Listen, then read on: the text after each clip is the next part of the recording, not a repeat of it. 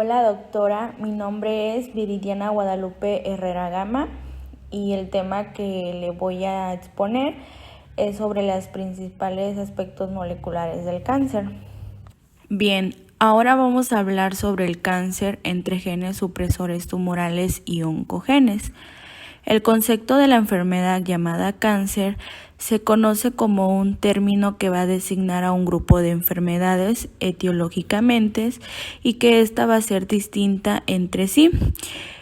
Puede afectar a cualquier tipo de tejido, ya sea del cuerpo obviamente, y que tiene como característica muy importante es que tiene una alta tasa de replicación celular, como va a ser de células malignas, y tiene la capacidad de invadir tejidos distantes.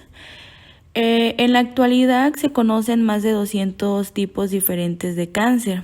Este cáncer se desarrolla por la acumulación secuencial y progresiva de alteraciones de tipo genético moleculares y así también epigenéticas, que estas van a transformar a células sanas en un fenotipo maligno y les va a permitir sobrevivir, les va a permitir replicarse y también evadir los mecanismos reguladores de apoptosis, una proliferación del ciclo celular, así también como del sistema inmune.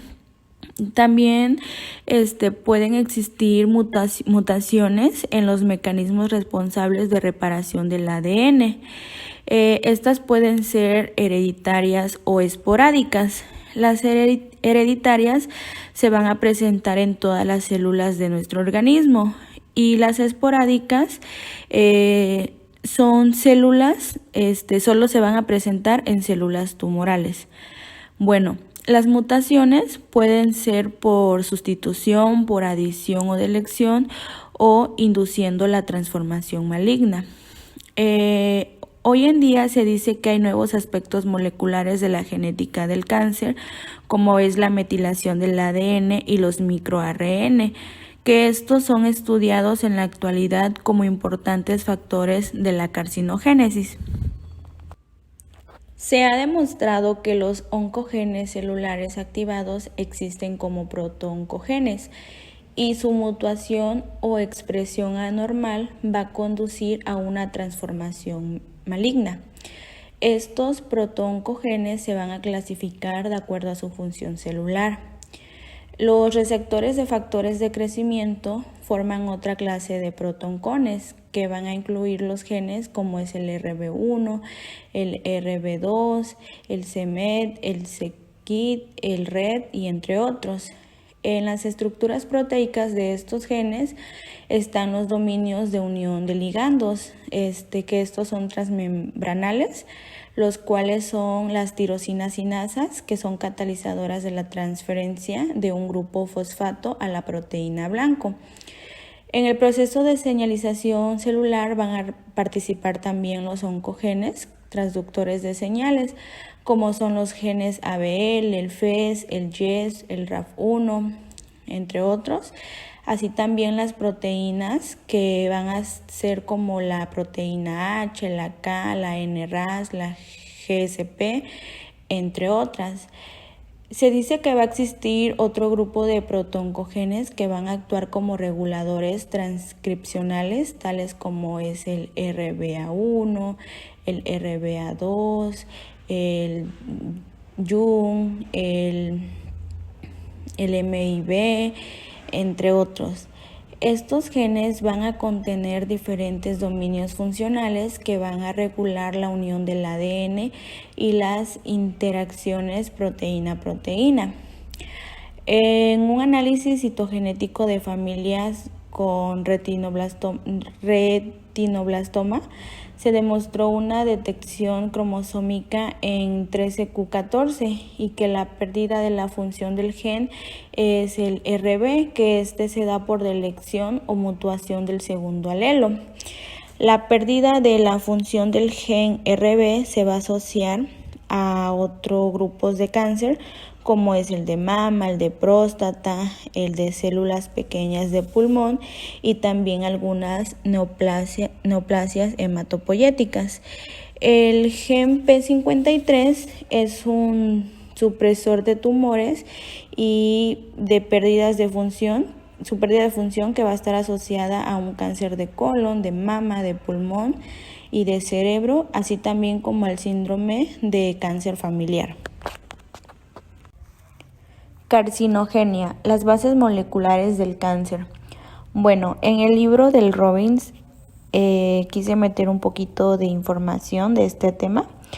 Se dice que algunas consideraciones más detalladas de las bases genéticas del cáncer, principalmente va a ser lo que es el daño genético no mortal.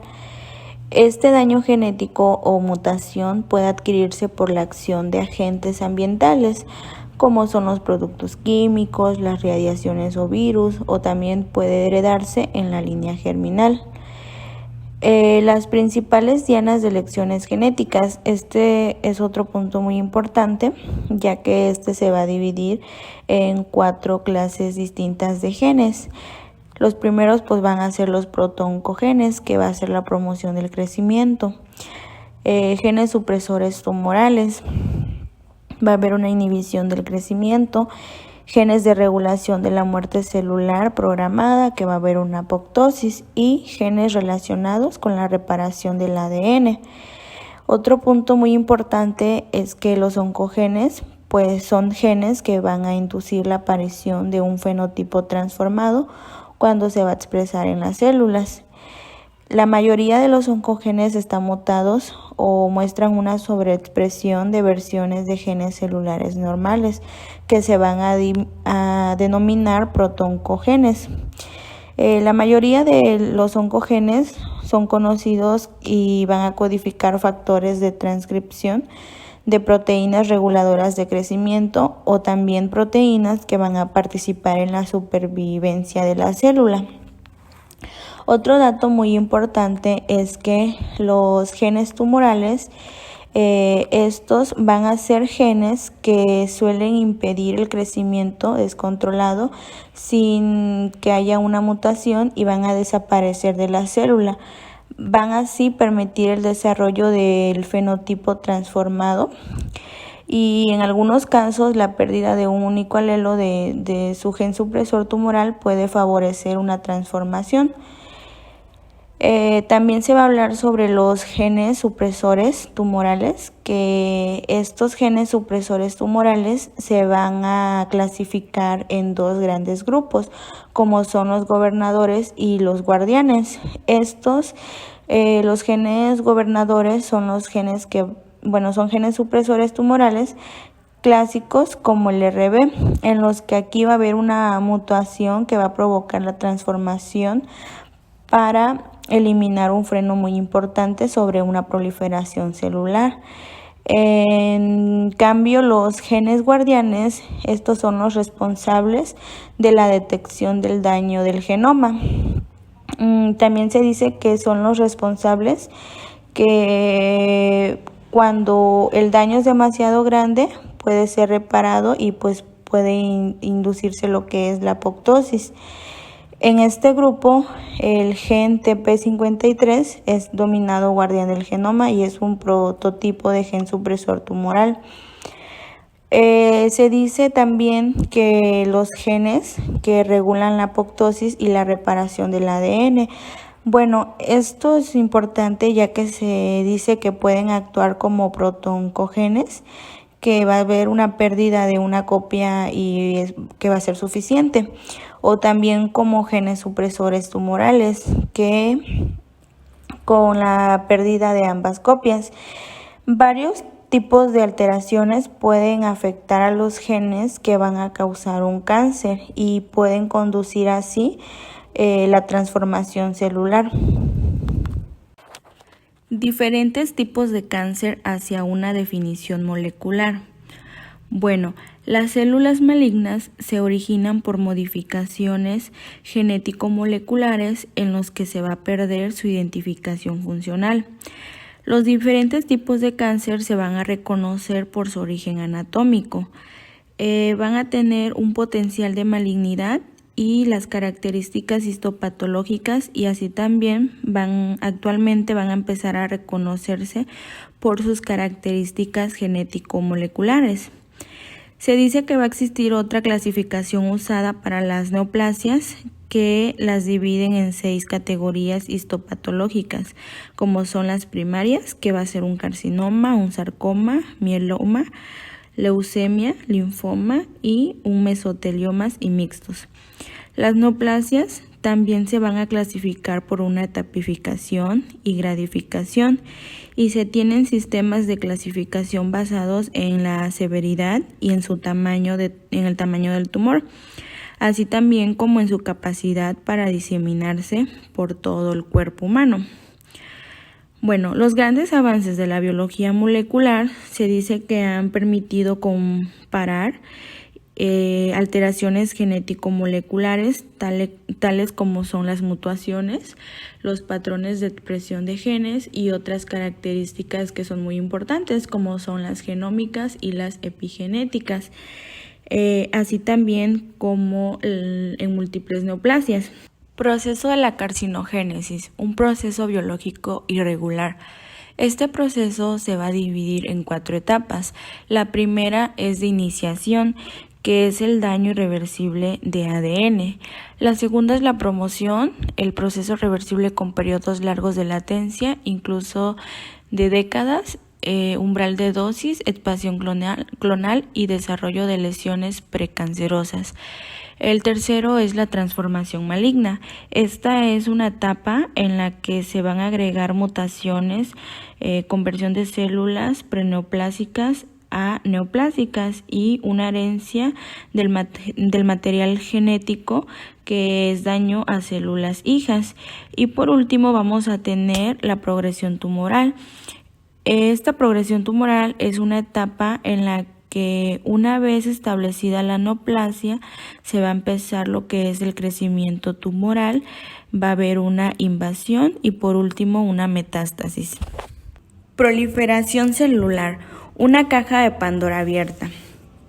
En células normales, la homeostasis de los tejidos se va a producir por genes que van a promover y van a reprimir la proliferación celular, la cual asegura el mantenimiento de la arquitectura y su funcionamiento celular.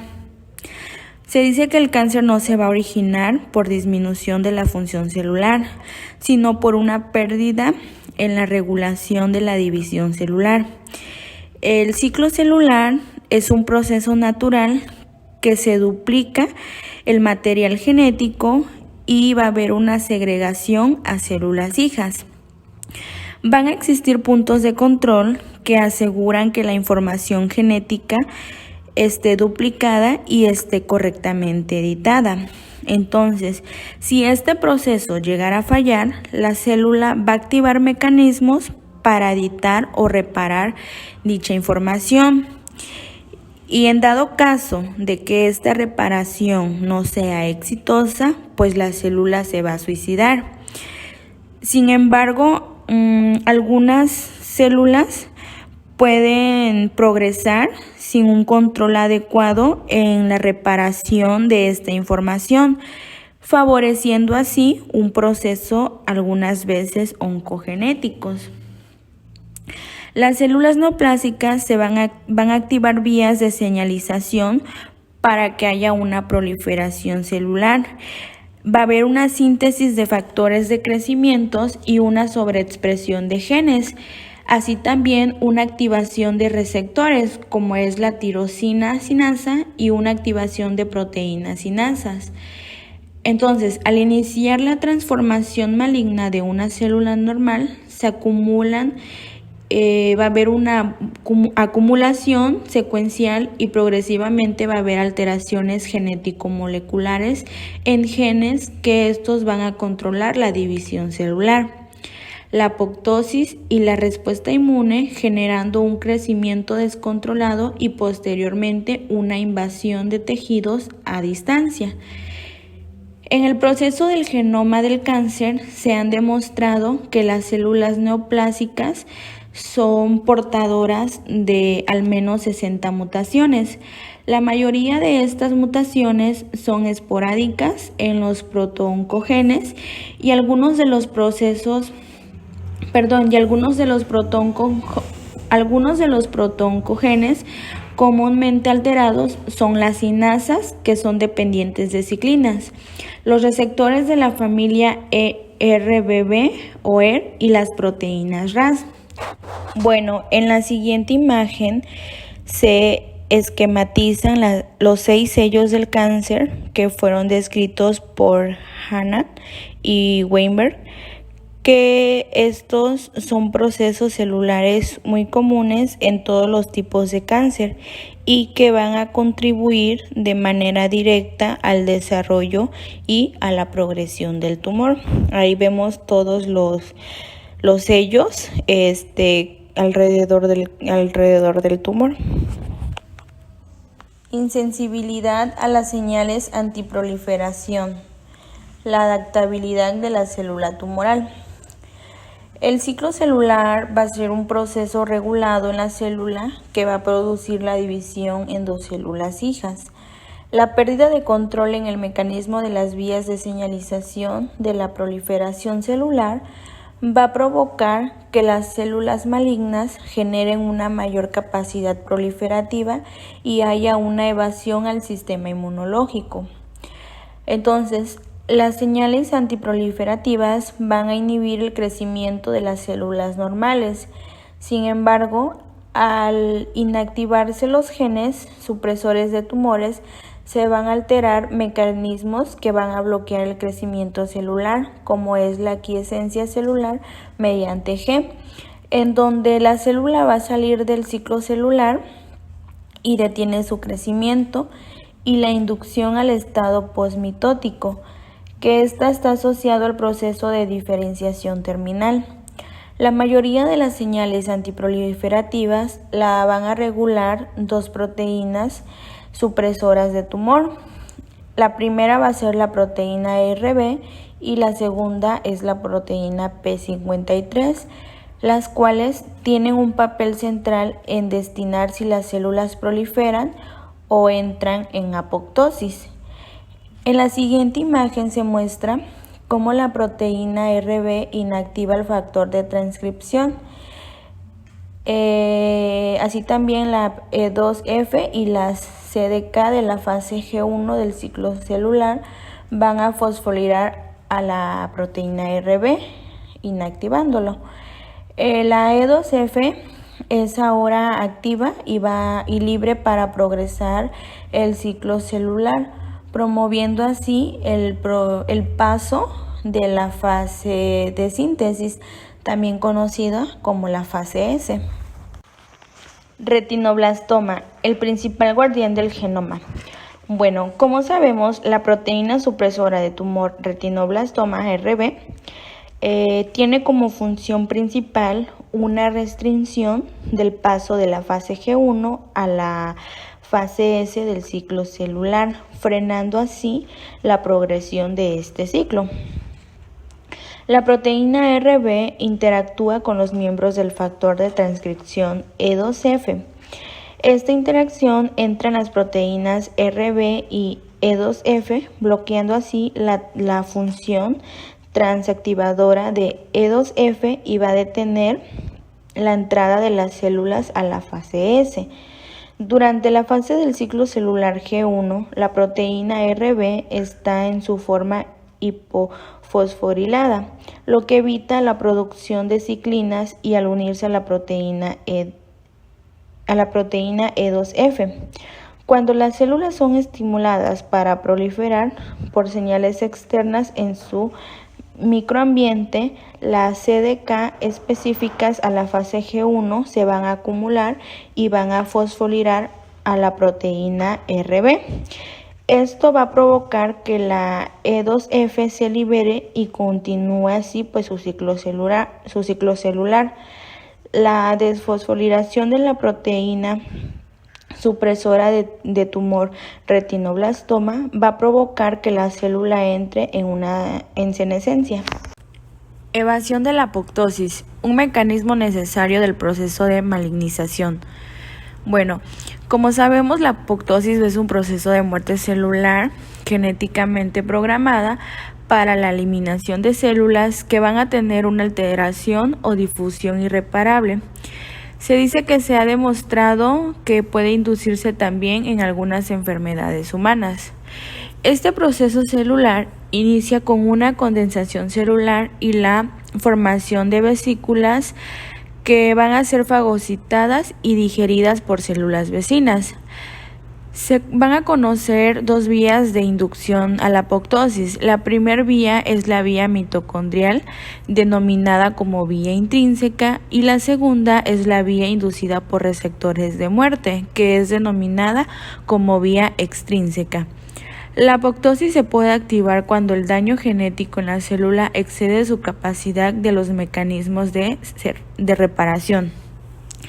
Se dice que van a existir múltiples factores que van a participar en la apoptosis, como son las cinasas, que es receptora adrenérgica, la cual va a fosforilar al promotor BCL2 asociado a muerte en el aminoácido y va a activar una formación de dímero BCL2 y el BCLX, suprimiendo así la apoptosis. De igual manera, el ERK1-2 son proteínas cinasas que van a regular la meiosis, así también como la mitosis y otros procesos celulares. Pero al fosforilarse estas, por acción de la proteína MEC, va a haber una activación de factores de transcripción. Bueno, el gen supresor P53 tiene una tasa más alta de mutaciones en tumores sólidos y va a codificar para la proteína P53. Esta proteína va a inducir a la apoptosis cuando hay un evento genotóxico con agentes terapéuticos que van a provocar un daño al ADN, como va a ser la ciclofosfamida, la cistatino, entre otros. Las proteínas proapoptóticas, como son la proteína VAX, la BAC, la BCCLXS, van a inducir la liberación del citocromo C de la mitocondria al citosol, activando así la caspasa 9 y la caspasa 3. Van a inducir una apoptosis cuando haya una activación de esto. Entonces, las proteínas antiapoptóticas, como es la BCL2 y la BCLXL, y también una proteína muy importante que es la MCL1, van a inhibir la liberación del citocromo C y van a evitar una apoptosis. Se dice que se ha demostrado que la familia de proteínas del linfoma de células beta van a inhibir la apoptosis sobre la vía mitocondrial por estabilización de la permeabilidad de su membrana interna. Además, junto con la proteína BCL2 y la BCLXL, va a haber una regularidad negativa en el proceso apoptótico y va a aumentar la resistencia al tratamiento con citotóxicos en cáncer de laringe y mesotelioma. Así también va a haber una disminución de efectos citotóxicos del tratamiento con cisplatino y también con la gencitabina o con algún combinado. La proteína BIRC5, o también llamada como surbivina, va a pertenecer a la familia de los inhibidores de la apoptosis, que pues aquí va a inhibir la activación de las caspasas, y se dice que la determinación de la sobreexpresión de esta proteína podría ser un marcador predictor de la respuesta a la quimioterapia en pacientes que ya tengan un mieloma, un linfoma, un cáncer de seno, o también puede ser un cáncer de ovario o de vejiga. Angiogénesis, ¿crecer o no crecer? Bueno, como ya sabemos, la angiogénesis es el proceso biológico por el cual se generan y van a crecer nuevos vasos sanguíneos a partir de vasos sanguíneos preexistentes. Esta angiogénesis tumoral es un proceso también en el que se va a inducir la formación de vasos sanguíneos intratumorales a partir de las mismas células tumorales, promoviendo así la formación de nuevos vasos sanguíneos en el tumor. ¿Esto para qué? Esto para que haya un desarrollo y un crecimiento pues del mismo, ¿no? Este proceso se le va a denominar como mimetismo vasculogénico. Aquí se dice que el proceso de angiogénesis tumoral va a empezar cuando las células tumorales liberen proteínas que estas van a enviar señales al tejido circundante. Entonces, esta señalización va a activar genes específicos que a su vez pueden producir proteínas estimulantes para que haya un crecimiento de nuevos vasos sanguíneos. Aquí la angiogénesis se va a activar también por hipoxia en los tejidos para mantener una oxigenación adecuada. Cuando un tejido sufre hipoxia, se van a activar mecanismos que van a inducir la expresión de proteínas proangiogénicas. Dentro de los primeros factores activados se van a encontrar los factores que son inducidos por la hipoxia, los cuales van a activar la expresión de genes proangiogénicos. El proceso de angiogénesis es complejo y en él van a participar un gran número de receptores, así también receptores que van a ser, por ejemplo, los receptores del crecimiento, factores del crecimiento de los fibroblastos, receptor del crecimiento del endotelio vascular, ligandos, que son los factores del crecimiento del endotelio vascular, factores de transcripción, factor de crecimiento transformante beta, otro tipo de factor es el de crecimiento de los fibroblastos. Entonces se dice que pues hoy en la actualidad se han demostrado estrategias antigiogénicas de blanco molecular para el tratamiento de distintos tipos de cáncer, pero pues ya sabemos que aún no hay un tratamiento que cure el cáncer. Entonces, para ese tratamiento hay, se dice que va a haber un tratamiento para diferentes tipos de cáncer. Pues los blancos, que van a ser receptores de factores proangiogénicos, uno de estos tratamientos pues más empleados se dice que es el uso de anticuerpos monoclonales. También se ha desarrollado inhibidores, que estos son pequeñas moléculas que se van a unir de una manera específica a los receptores de superficie en las células endoteliales, bloqueando así su interacción con factores proangiogénicos e inhibiendo la cascada de señalización que va a inducir la angiogénesis. Algunas de estas moléculas que también son desarrolladas por los inhibidores, va a ser la molécula sunitinib, que es una molécula pequeña y pues se dice que esta molécula fue aprobada por la FDA.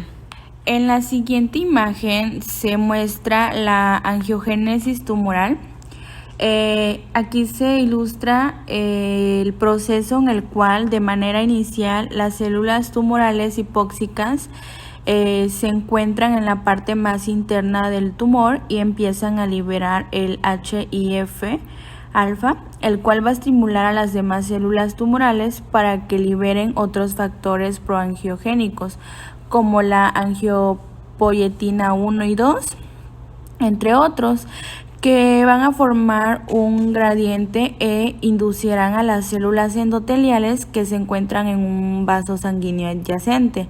Estas células endoteliales en respuesta a un estímulo de factores proangiogénicos, van a empezar a liberar al medio metaloproteasas, las cuales van a degradar la matriz extracelular, y a la par se van a liberar factores que inducen una proliferación celular y van a promover lo que es la migración de células endoteliales, que van a ir en dirección al gradiente de factores proangiogénicos, de modo que el nuevo vaso sanguíneo irá creciendo poco a poco en dirección al tumor hasta que haya vascularizado por completo.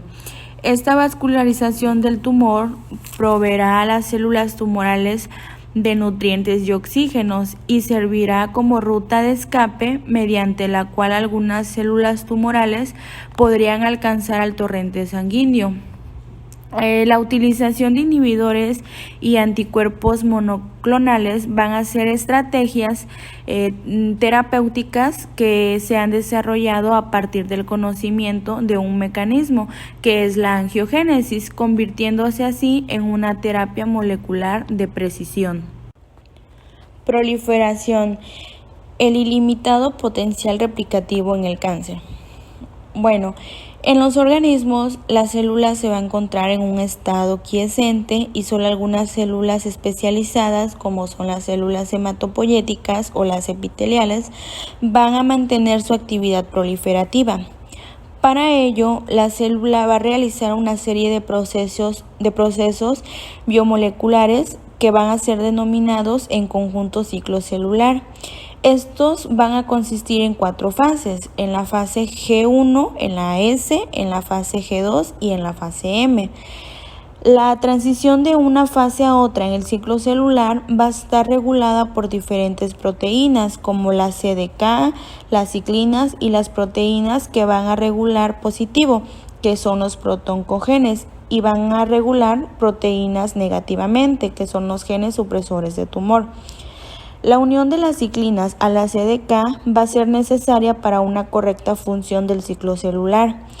Estos complejos son regulados por inhibidores de cinasas que son dependientes de ciclinas, y se dice que se van a conocer 2 tipos de familia de CK, que es la familia INK4, que incluye a la P15, a la P16, P18 y P19, inactiva a la CD4 y a la 6 en una fase G1, bloqueando así el sitio de unión de la ciclina D.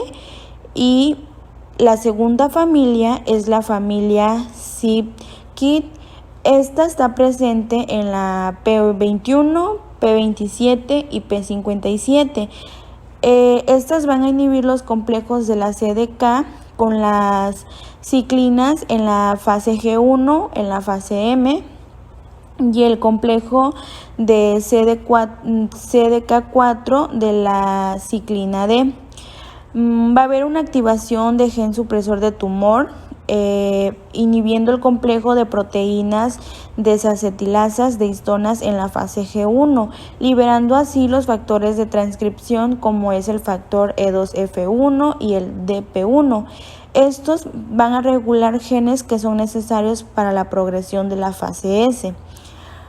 Para resguardar la integridad de los cromosomas, al final del ciclo celular, la célula cuenta con una estructura en cada extremo de los cromosomas, que comúnmente es conocida como los telómeros, que en conjunto con la telomerasa y algunas proteínas chaperonas van a servir como un capuchón protectora. Esto nos va a servir para que haya protección de la degradación del material genético tras completarse cada ciclo de replicación. La sobreexpresión de CD4 se ha identificado en líneas celulares como es un melanoma, un sarcoma y un glioma.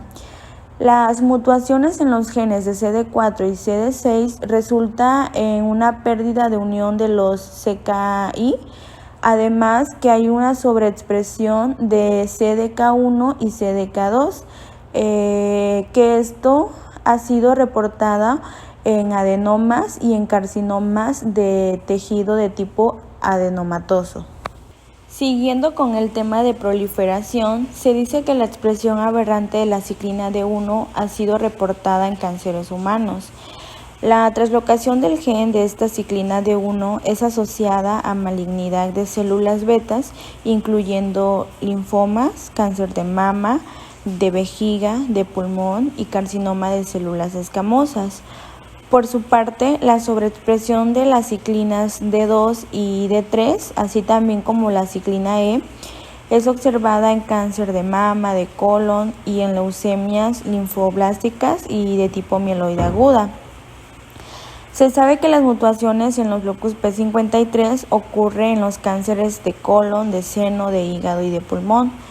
De hecho, hay un involucramiento del P53 en neoplasias y es más frecuente que la de cualquier otro supresor tumoral o de cualquier protooncogen.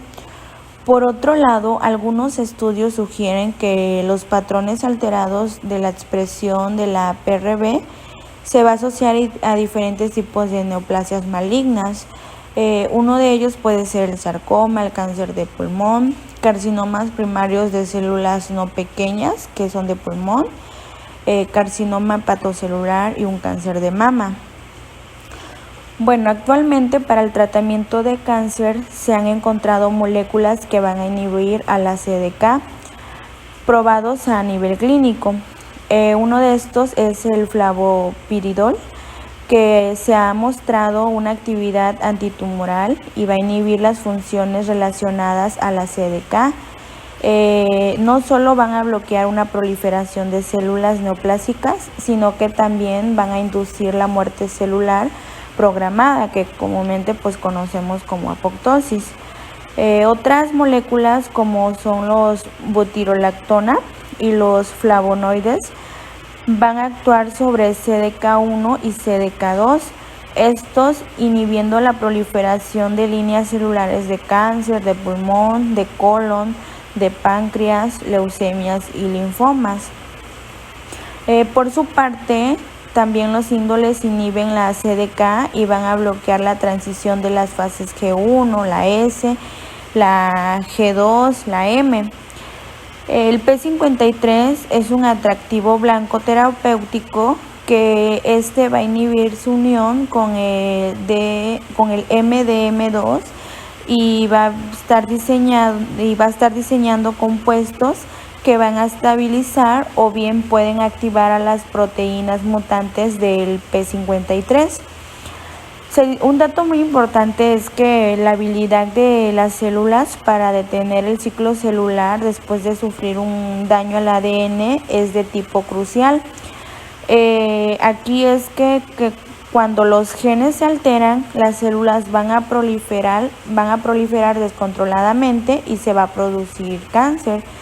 Y por último, actualmente hay investigaciones en busca de fármacos de tipo anticancerígenos. Por último, vamos a ver la metástasis, el camino aberrante de la expansión clonal. Bueno, se dice que en el inicio de la cascada de la metástasis, la angiogénesis va a facilitar la expansión del tumor primario y va a proporcionar un crecimiento del área de superficie vascular. Esto va a permitir que el tumor escape dentro de la circulación y la expansión de implantes metastásicos. El melanoma cutáneo menor tiene una profundidad de 0.76 milímetros y rara vez produce metástasis, mientras que los mayores son de 1 milímetro y tienen un potencial metastásico y letal. La neovascularización en tumores humanos actualmente se puede medir con anticuerpos que van a identificar específicamente células endoteliales, tales como el antígeno relacionado con el factor 8. Este método va a revelar que la correlación directa entre la alta densidad microvascular en el corte histológico de un cáncer de mama o la ocurrencia de metástasis. La metástasis a ganglios linfáticos también depende de la angiogénesis del tumor primario, como es la neovascularización, que puede incrementar la presión y el flujo de linfa del tumor hacia los ganglios linfáticos regionales. La mayoría de los tumores van a nacer sin actividad angiogénica y existen en el estadio in situ sin neovascularización por periodos largos. La neovascularización empieza cuando un subgrupo de células dentro del tumor cambia hacia el fenotipo angiogénico. Se dice que en algunos casos este cambio puede ocurrir antes de que el tumor esté completamente desarrollado, como esto puede ocurrir en las etapas de preonoplásicas o en las preinvasoras. Finalmente, la descripción y el conocimiento de los procesos celulares que son comunes en todos los tipos de cáncer, denominados sellos de cáncer, van a representar una fuerte e invaluable de posibilidades y opciones, donde la investigación ha sentado las bases moleculares de dichos procesos y las cuales han servido como plataforma para un buen desarrollo de nuevas estrategias para el tratamiento del cáncer, encaminándonos así en dirección hacia una medicina personalizada y de precisión, en donde puede haber una silenciación o inhibir determinadas moléculas y podemos abatir y controlar este tipo de enfermedades que son complejas como el cáncer, generando menores efectos secundarios que van a impactar en la calidad de vida de los pacientes. Y pues bueno, de mi parte sería todo. Muchas gracias por su atención.